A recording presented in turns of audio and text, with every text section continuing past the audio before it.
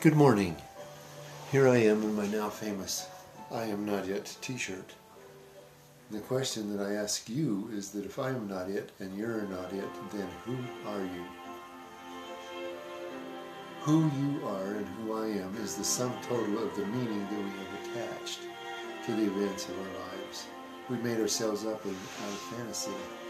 And if we were to let go of the meaning that we have attached and let go of the fantasy, who would we be? We would be nothing. Today I want to talk to you about the power of being nothing. When I was 10 years old, my mother sent me down into the basement to get a jar of pickles. The basement was dark and empty, and I couldn't reach the light that was on a pull string. And over in the corner of the basement was a newly varnished bench that my sister was preparing for a 4-H project. I dragged that bench underneath the light, stood on it, turned on the light, went over, secured the pickles, stood on the bench again, turned off the light. At this point it left 4 ugly footprints in the top of the newly varnished bench. Then I tracked varnish up into my mother's kitchen. When my sister discovered this, my mother said, "Stephen, you are so clumsy, we cannot bear to have you in this house. You are not fit for human companionship." And that was just an innocent remark that she made in response to the fact that the day before I pulled a towel rack off the wall in the bathroom by doing chin-ups. But the meaning that I attached to that event is that my mother knew what she was talking about and that I was not fit for human companionship. But it was me that attached that meaning. I'm sure if I had that conversation with my mother today, she would not even remember.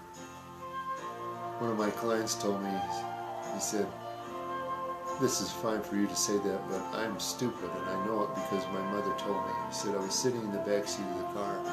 On my 12th birthday, my mother turned around and looked at me and pointed her finger and said, 'You are stupid.'" I challenged him to clear it up with his mom. He called her on the phone and he said, "Do you remember that incident when I was 12? When he explained it to her, she just laughed and she said, "I remember that incident, but I was talking to your father." All of us carry these kinds of things around with us from the events of our past, and we make up meaning. Because that meaning is made up, we can let it go. We can change the way that we look at our past by letting it go. A client of mine came in and said, "My father has just passed away and he was my sole support, my sole spiritual support in this life. And my husband, who is an alcoholic, relapsed." He said, "Well, what does that mean to you?" She said, "That means that God hates me." And that decision was causing this woman a great deal of trouble. So we talked about the other possible meanings. We came to the conclusion that it didn't mean that at all, or it didn't need to mean that. She said, "Well, maybe what it means is that God loves me and He's given me an opportunity to discover His power in my life." Another client of mine in a 12-step recovery group reacted to my attempt at describing this situation. He said, "You cannot tell me that the fact that my father beat me every day from the time I was 8 until I was 14 means nothing." He said, "I'm not saying that it doesn't mean anything. I'm just saying it doesn't mean what you think it means." 2 sessions later, the light went on. He said, "I finally got it. This had nothing to do with me. Up until this moment, I thought my father beat me because I was flawed and I was broken. I just realized that he beat me because he was crazy." I can let that concept go. My challenge to you today is to let your past go, be nothing, and feel the power that comes from being nothing.